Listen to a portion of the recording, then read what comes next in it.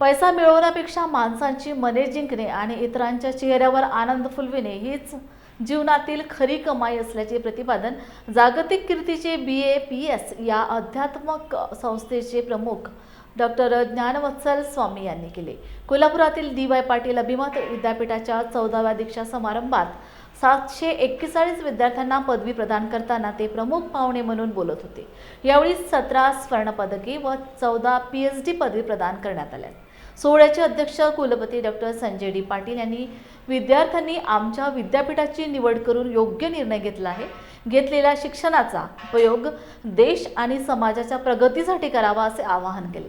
विचारपीठावर प्रभारी कुलपती डॉक्टर वेद प्रकाश मिश्रा, विश्वस्त ऋतुराज पाटील, तेजस पाटील उपस्थित होते।